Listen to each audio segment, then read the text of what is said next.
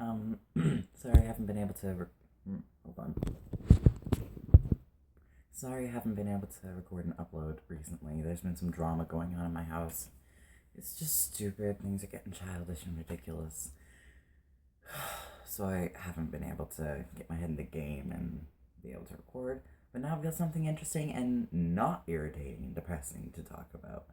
I.e., not my living situation, which is getting to suck, but I'm figuring it out, and it's not like I'm getting kicked out or anything, which is really good. Still got a place to live, and people are not assaulting me, so that's good. So I think I'm safe for the time being, which is good. So yesterday started as most days do. I woke up, I drank some water, I went on the internet, and then I get a Snapchat from a friend of mine saying, "Hey, want to come over?" And I'm like, "Heck yes." And I'm like, and I have a bottle of Smirnoff and Absolute. And so I'm like, I'll never drink, like, huge bottle of vodka and Smirnoff and Absolute, like, huge bottles. I'll never consume that on my own without liver damage. So I said, "Hey, I have alcohol." And I know she likes to drink. And so I say, "Hey, I have alcohol. Want to bring it?" And I'm holding off the Smirnoff in the picture. And she's just like, "Yes." And I was like, "Yeah, we can make it a party." And I had a little bit of fun money. So when I got there and we were both really hungry because we hadn't eaten yet. I got there by like maybe noon ish. I don't even know. It took longer than I anticipated just because buses, transit, fun. So I get there. We're both hungry, and I think I have some money to treat myself. I'm gonna order pizza. And so I ordered a largest pizza for me and a smallish pizza for her. And then her brother comes home because she lives with her brother. And he has some of my pizza, and he was kind of gruff and, a bit abrasive at first, just like, ugh, leave you to your business, leave me alone. But, I gave him pizza, and he instantly warmed up. He was like, "Ooh, pizza, can I have some?" And I'm like, "Yeah, have as much as you want." He was like, "What's on it?" And I was like, "Double bacon, double pepperoni, and extra cheese." So it's like, double everything. It's awesome. And he was like, "Whoa." And I was just like, "Yeah." And she was like, "It's your kind of pizza." And I'm like, "Yeah, man." And he had pizza, and I ended up looking at his book collection, and he went to his room, watched a couple episodes of Doctor Who, while she and I tried to work on an essay that she had one third of it done about meta thinking, meta something thinking, metacognition, which is acknowledging how you think and thinking about how you think. So it's like figuring out how you plan out things and how you go about achieving a task. And so I had no idea what the heck it was. The only reason I understand it now is because we spent like 6 hours researching and writing about it, trying to cram and expand and throwing a little bit of crap in there just to beef it up to get to the word count. And oh my gosh, I remember it was like nearly 4 o'clock a.m. Still working on it, and I was basically there. She would give me information, and I would type it down in the most eloquent, intelligent, educated, and wordy way possible. Like, just be able to stretch it out and get very, very specific and precise. Because then you can get a few more words, and it sounds a lot smarter, and you get a better view of how it can affect you. Which is how I love writing essays. It's the only reason I passed exams in high school was because I could write an essay. I could write an essay, and I could fill pages with just going on and on about things, and so I utilized that skill, and so that was the thing, and so it was like 5 away from the word count, but I've expanded everything I can, and so I'm scrolling up and down through her project, and I'm like, "You got anything else I can say?" And she's like, "Nah, nah, you're probably close enough." I'm, "No, no, I'm not gonna get you in trouble with a less than adequate word count." And so it's like, and so I found ways, and then I typed in a little bit so that she was a little bit over the word count.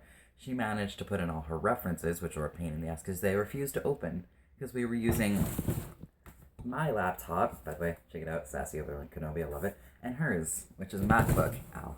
And we were using like mine for research and hers for the typing. Oh my gosh, yeah, we had a bit of a hardcore setup. But it's like before that, at like 10ish, her brother came out from watching a few episodes of Doctor Who, and he has this epic book collection of all like fantasy stuff.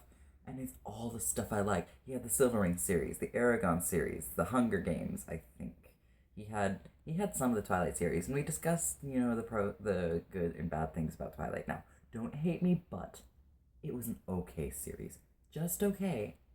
I mean, it was blown way out of proportion. Of ooh, Edward, ooh, Jacob, ooh, such romance, and really, it's an okay book. It's creating these characters, and it's talking about their interactions. When maybe more effort could have been put into the setting and the mythos and the world. They tried a little bit with the mythos, and he admitted like, yeah, it was really lax on the mythos. Like it didn't create a compelling, deep, or interesting mythos. It didn't really. Like, oh, the First Nations guys possessed a wolf or something, and the vampire guys they're in control of something. Like it, nah, not very compelling. So we discussed the virtues and drawbacks of Twilight, as well as talking about like all these other books, like Dan Brown books, and I told him about H.P. Lovecraft, which I've been getting into more recently. And we geeked out for like a solid 2 hours, like getting more and more loud and more excited because we're both the same kind of book nerd. And like by then he was just like he was getting excited, and just before we started geeking out about it, like he was saying, "I've got to go to bed soon. I got to work tomorrow morning." And I'm like, "Okay, just can I quickly compliment your book collection? I love it." And I'm just gesturing to his two huge bookshelves, like tall enough that it would be close to my ceiling. Of course, it's not much. It's like my ceiling comes to up about here, and I'm like 5'10", so it's like it's a low ceiling. When changing, I have to make sure I don't punch holes in the ceiling. But yeah, we geeked out and we started, and it was awesome. It was so good. It was so fun. And after that, I was like awake. I was energized. I was ready to go. I come back to my friend, and she's like, "You guys were getting loud, so I had to flee to my room." And I've been trying to. I got like another 100 words in here, and I'm like, I felt so bad. Like I left her. Oh, because I started geeking out, and I was like, just give me a minute to geek out here, and I'll be back to you. And it's like 2 hours later. But and again, I think I somewhat made up for it by typing things out. Like she would find things like in these references and articles and that she was allowed to use. And like the thing is, all of the sources are in first and second person. She's not allowed to use either of them. I mean, I get it, it's a trick by the teacher to make you process the information and transform it into something else. But it's like the only way she knows how to write is first and second person, whereas I have a bit more experience in more of third person or omnipotent view when it comes to writing, just because I'm used to writing fiction with multiple characters and showing their viewpoints. Like, but not like, I'm doing this and then suddenly change person and it's like I'm doing this, it's more they're doing this and this is how they feel about it, and they're doing this and this is how they feel about it, and that's how I love to write, and the kind of things that I like to read. And I'm even working on a story like that right now. I may talk about it some other time, but don't have the time right now. But, yeah, so that was kind of my strength in just words, because like she is a huge math geek. Anything but English, she's good at. English was one of my strong suits, one of my few strong suits. Like I didn't always hand in assignments in English in high school, but when I did, 90s, 98s, 95s, 89s, like really good grades when I handed them in and did the work and actually put in a little bit of effort. So it is my strong suit, and we were able to combine our abilities. Like she would find relevant data, and I would find ways to type it down, which sounded really relevant and intelligent, which is great. And I'm thinking, if this friendship continues, this is gonna happen some more. And if I ever go to post secondary, guess who I'm gonna have as my essay writing partner? Her. And oh crap, her brother even like offered to let me borrow a series that's apparently really good, like a mix between the Hunger Games and I forget which one, but it's a really good dystopian fiction, and it's like, oh, he was ready to just hand me the series, like, here, have it for a week, and I'm just like, I couldn't. And he's like, just take it, and I'm just like, I feel so cared about. Just like, wow, I've got a huge resource and a friend now. I mean, I like him as a person already.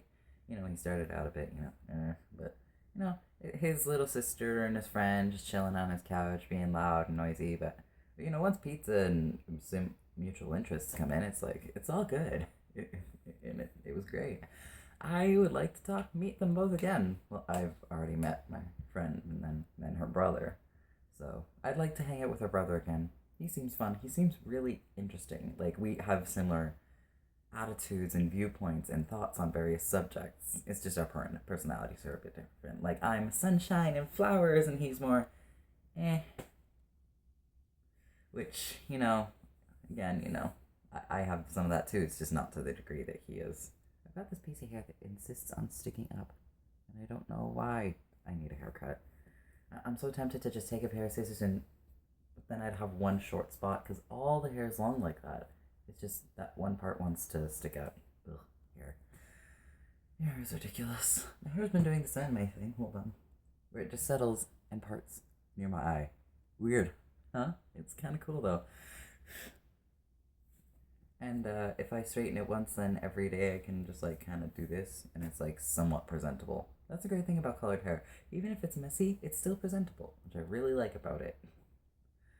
But yeah, so I had a really nice night with my friend. We finally got it done at 4 o'clock, and just both like kind of collapsed, like me onto her couch, her into bed, and we both tried to sleep for a few hours. But she had to wake up by 7 to go to a clinic to check out an ankle injury she recently got. And my ankle injuries are getting aggravated, and I gotta see the doctor soon anyway. Something's wrong with my lymph nodes. If I talk too much, it begins to hurt. So it's like it's just down here. It hurts so much, as well as stomach pains and stuff. So, yay, seeing the doctor. Well, whatever. The worst that can happen is probably blood tests or peeing in a cup, and I've done that before countless times. Well, no, not countless times. No more than 5, probably. Just, I'd rather not keep count just because being in a cup, it's so awkward. Like, you just have to hold it there, and then you have to be like, okay, bladder, let's do this. And your bladder's like, nah. Come on, bladder. Please. Please, we have to get this done. Once, I was in the hospital, and I was getting checked out for something, for some abdominal pain that they thought might be my appendix. It was really bad, like I was crying a little bit. And they asked me to pee in the cup just after they went to the bathroom. And I was walking out of the bathroom, and they were like, oh, hey, we need this. And they hand me the cup, and I'm like, I just peed. I literally just emptied that tank. And they're like, I know, I'm sorry, but you have to try. And I'm like, come on. Yeah, but, can't always catch a break. And I'm being in a cup's just awkward for me. It's on par with getting needles. I really don't like needles, so that's just how awkward I feel about it. Wow, this took a totally different turn than anticipated, but hey, as long as I'm talking, I guess, maybe. And as long as you're enjoying. Yeah, feel free to comment below what you think, and if you have any questions or opinions or topics or advice on how I can improve, or what you like, what you don't like, or just your own experiences with, geeking out with people, meeting your friend's brother and finding out you really like them as a friend and you want to become their friend too, and you just turn to that friend and I'm like, I like your brother, and they're like, really? How can you like my brother? And I'm just, it's just because you've been dealing with each other since childhood. That's the only reason. And she's like, and I'm like, I know this. I know this. Because I know my brothers is just ugh. But they're also turning out to be pretty good people, which is really good. Props to you, Mom. You make good people. Beck's Mom 2015, you make good people. Okay, I need to draw that at some point, but so I'm gonna sign off here. Take care, and don't freeze your butts off in the cold. It's like minus 18-ish around here. I don't know, close enough that your ears hurt within minutes of leaving home, and your nose runs, and your hands go all red and weird.